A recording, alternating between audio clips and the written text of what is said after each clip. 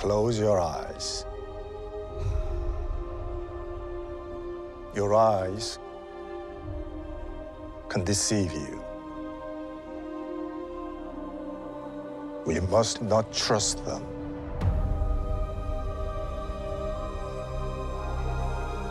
Tell me what comes into your mind.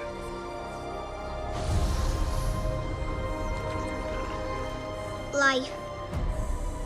Balance. I see fire.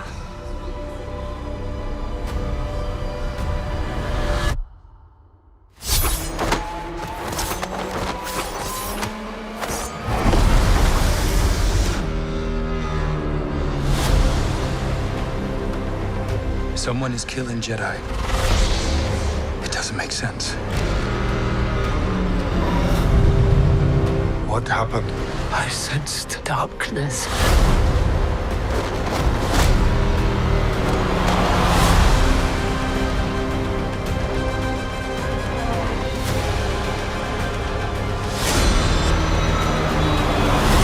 This isn't about good or bad. This is about power and who is allowed to use it. What is that?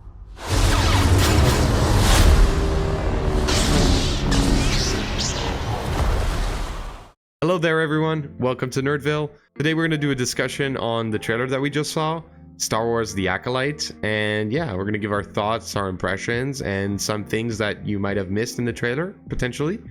Yeah, so let's get into it. I mean, my first thought about the trailer when we just watched it was that I'm really excited to have something like that is not mainstream.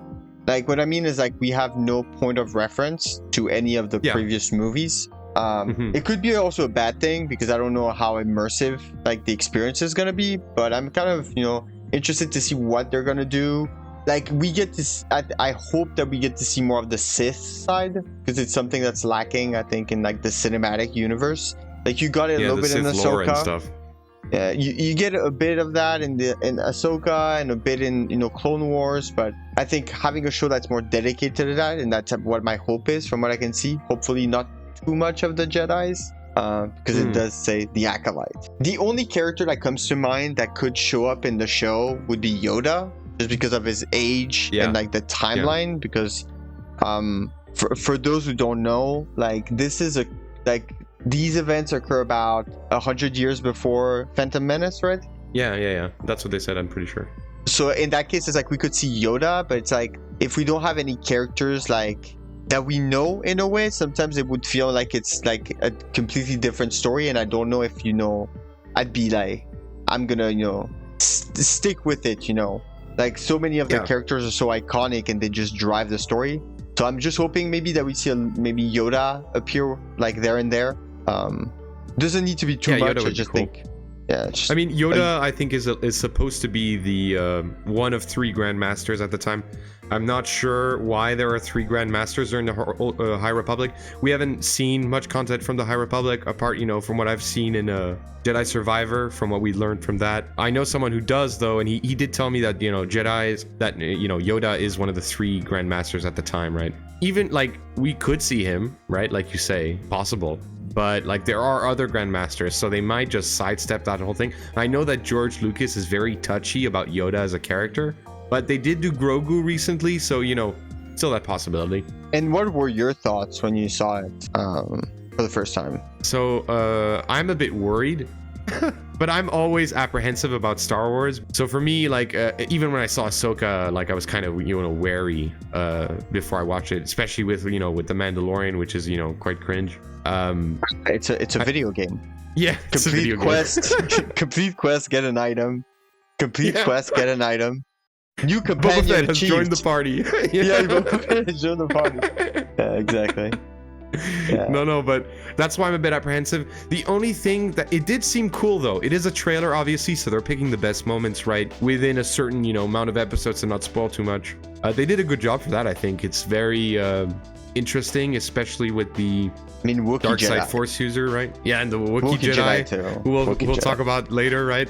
But yeah, I think the thing I'm a bit worried about is the style. Ahsoka became kind of great as the series went on, I think. At the start, I was a bit, you know, it was off-putting how much they emphasized on the samurai aesthetic, like so much that it would look like they were just staring at each other. So I'm more worried about the style of kung fu that will be, you know, too much present in the story. But fortunately in Ahsoka, near the end, they were more like classic lightsaber fight scenes, if you want to say that.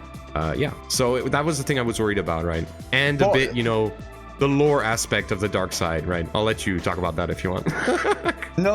I was just like thinking about what you're saying. It's like, but maybe also the kung fu aspect of it is going to be more prevalent in the start of the show because they might not have their weapons to do the lightsaber combat.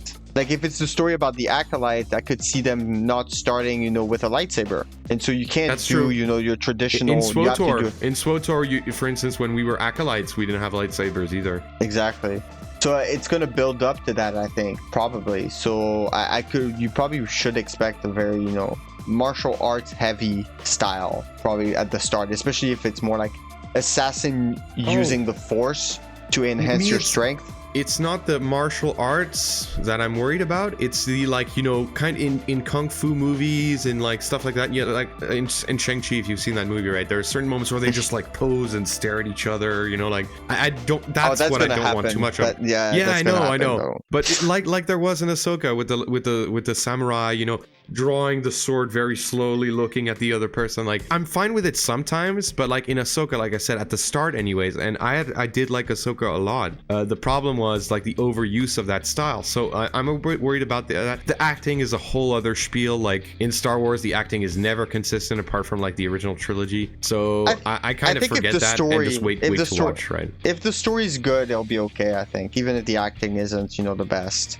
Because at least, yeah, in the prequels, at least the story is good. That's what I'll say. The acting is not good, but the story is good, so it does drive an interesting, you know, focus. But like with Mandalorian, the acting is bad and the story is bad. So I just hope that isn't the case for this, because it does look promising.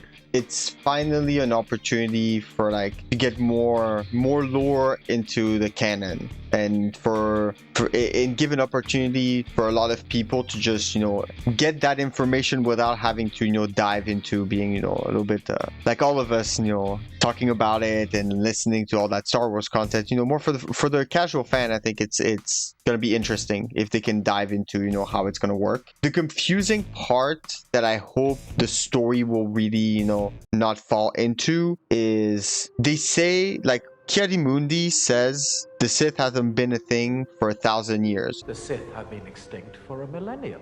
Which, by the way, for those who don't know, lines up perfectly with the creation of the Rule of Two, which could explain why the Jedi believe that the Sith had disappeared, because they were used to, you know, having to deal with hundreds of them, and then suddenly there's no presence, and on top of it, they hide their presence really well, as we've seen with Palpatine. Yeah, and it could have been something that's passed down through generations of being Sith, right? Like that idea. I know that Palpatine was like the ultimate master of it, right? But it could be something that they passed down to, you know, stay hidden, right? Oh, for sure. And the thing is, like, how would the Jedi not know if the Acolyte is going rampant? You would know. You would investigate, you know, eventually if it's about, you know, them killing Jedi. Like they would investigate and they would see the wounds and they would know that this is done by that type of weapon. Yeah, after that, there's not only Jedis who use, we've seen like bounty hunters use similar type of weapon. Yeah, but they would investigate. They would know, yeah.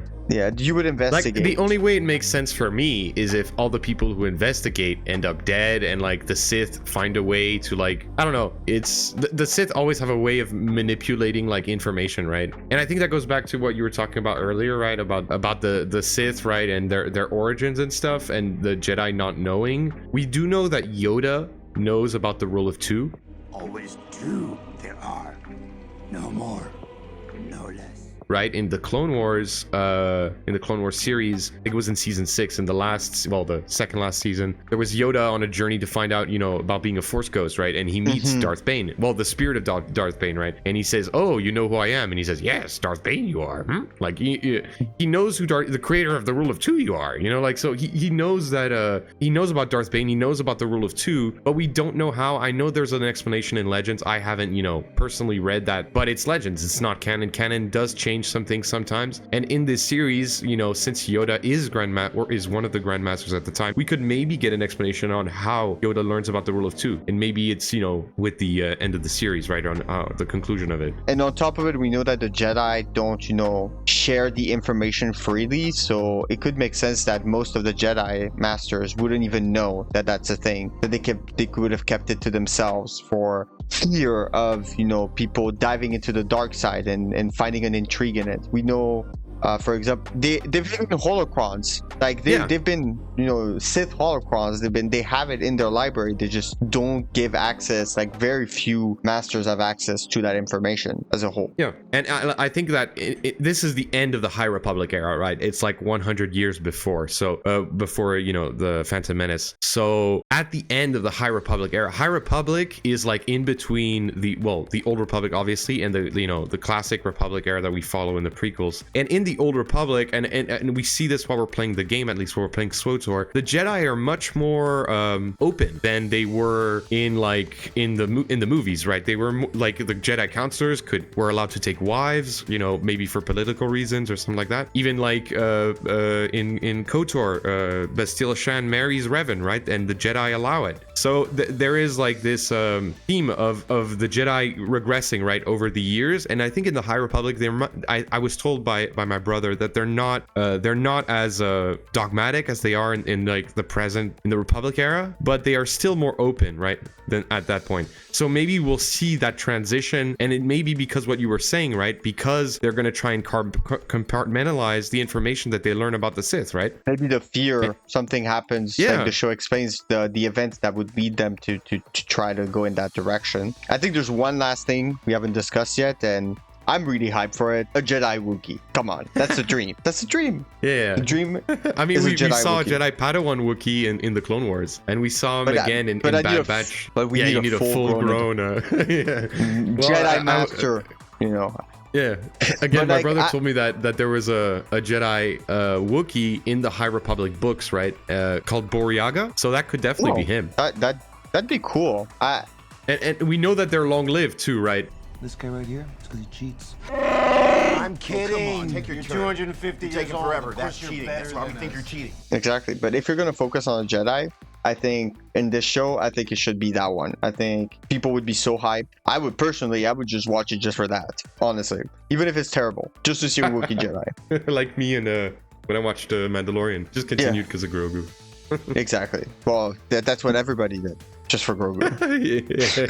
No, for sure. But like, I think what was really, another thing that's interesting about the Sith, right, that we didn't talk about is who the potential Darksider we see at the end of the trailer is, right? I'm pretty sure that, you know, Plagueis in Legends, at least, right, is a Murn or a Murn. I don't remember the name of the race very well, but they're basically the banking clan members. We've seen them before in Clone Wars, in Star Wars Rebels as well. Even in I think we see them in Andor. I'm not too sure about that, but they're also quite long-lived, so he could be a Jedi apprentice at that time. And my assumption for what the scene at the end, it seems pretty likely all those Jedi that see that red lightsaber at the end, they have to die, right? Or else the thing that Kiadi-Mundi said doesn't make sense. Well, those Jedis would have reported it to you. Yeah, but what if they reported it to the Grand Masters and it says, okay, but you will not speak of this? Yeah, that's another. That's true. That's possible.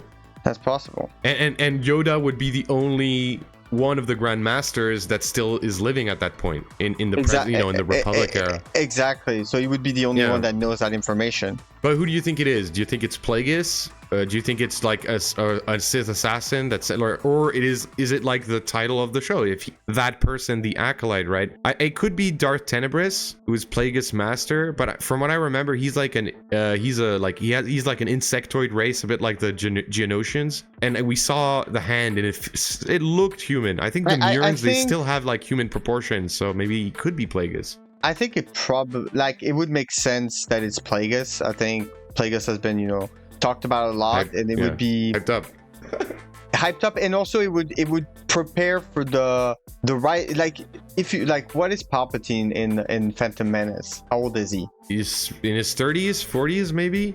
He's still the apprentice at that point. Until the end of the Phantom Menace, Palpatine is still the apprentice. So you could, it's possible, it depends on how old he is. Like, it could be Tenebrous, it could be the Acolyte, or it could be Plagueis. I hope it's Plagueis. I think I would be very excited to see more young from him. Plagueis. Because there's great lore about him, and it would be great to have him, the like, books are great. Like, the person, could be a he, could be a she, seemed very, very powerful. Like, that repulse that he pulled off, like, looked like the repulse move, you know, from Battlefront, where he hits the ground with the force and it just explodes. Seemed like so powerful. And that person is confidently facing against like 8 Jedis, or I don't remember how much exactly. Someone will tell us in the comments, or we'll see when we watch the trailer, right? But it seemed very powerful, like too powerful to just be an Acolyte. Because if you remember, like when we're playing SWTOR, right, Acolytes are the, you know, bottom barrel of the Sith, right? So, but like Darth Bane did push quality over quantity, so maybe he's just a really powerful Acolyte. Possible. But actually, let us know in the comments, guys, what you think the answer is. And hopefully with the next couple of trailers, we'll get more information about that. Thank you for watching our discussion about the new Acolyte trailer. If you wanted to consume more Star Wars content on our channel, we got a couple of shorts and 2 amazing videos on lightsaber forms. Check it out. Peace out.